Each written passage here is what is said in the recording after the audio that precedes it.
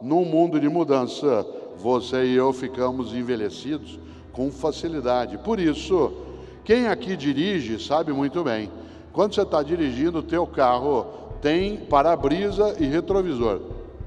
Mas você já notou uma coisa, o retrovisor é menor do que o para-brisa. Porque passado é referência, não é direção. Passado é referência.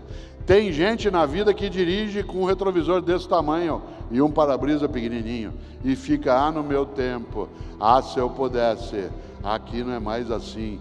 Precisa coragem, mas acima de tudo, precisa humildade.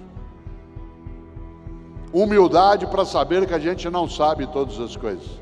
Humildade para saber que eu preciso estar permeável àquilo que eu tenho que alterar. Insisto, não é tudo que eu altero, mas aquilo que eu preciso alterar é preciso fazê-lo.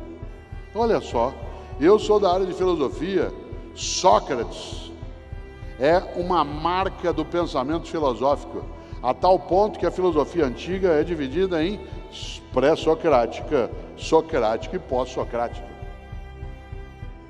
Sócrates é um exemplo de humildade na trajetória, uma pessoa que não envelheceu a cabeça, mesmo tendo ficado idosa. Aliás, quem é professor aqui, como eu, de filosofia, a gente faz uma coisa em sala de aula, no primeiro dia de aula, para pegar gente arrogante. Aliás, o arrogante costuma dizer o seguinte: tem dois modos de fazer as coisas, o meu ou o errado, você escolha. Tem gente que é arrogante. Sabe como é que a gente faz sala de aula para pegar gente arrogante? No primeiro dia de aula, eu digo, gente, para fazer um levantamento, eu queria saber, por favor, quem aqui já leu algum livro do Sócrates? Sempre tem um que levanta a mão. E Sócrates não escreveu nada. Não existe nenhum livro do Sócrates.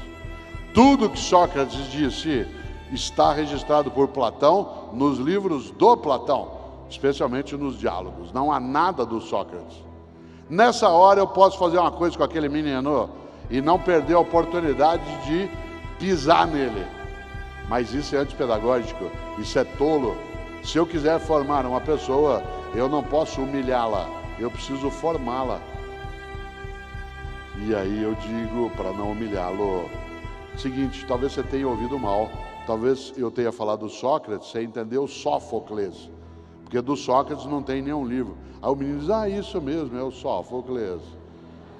Mas quando a aula termina, eu vou até lá e digo o seguinte, nós dois sabemos o que aconteceu.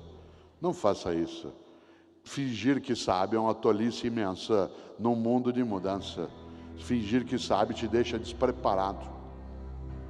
Eu poderia ofender o menino em público, claro, nos tempos já ultrapassados, isso seria chamado de estímulo. Aliás, quando tem o professor, na hora de distribuir as provas, fazia uma coisa horrorosa, distribuía as provas falando a nota em voz alta.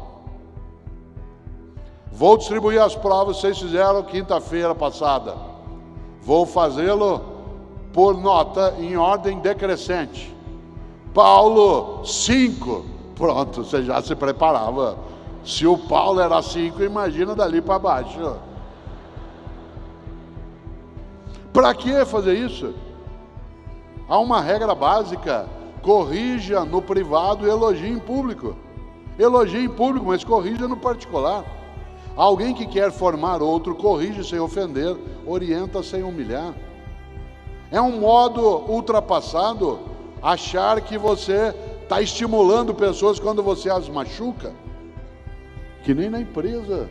Até algum tempo, aquilo que hoje é chamado, com toda razão, de assédio moral, era chamado de estímulo. Seguinte, você se prepara, tá? Estou de olho em você. Vai almoçar, depois a gente conversa. Imagina, a pessoa entrava em pânico. Eu estou prestando atenção nas tuas coisas. Vá para casa, fim de semana, aproveite. Segunda-feira eu converso com você. Isso hoje é considerado assédio moral, com toda razão, porque isso faz com que a pessoa se sinta aterrorizada.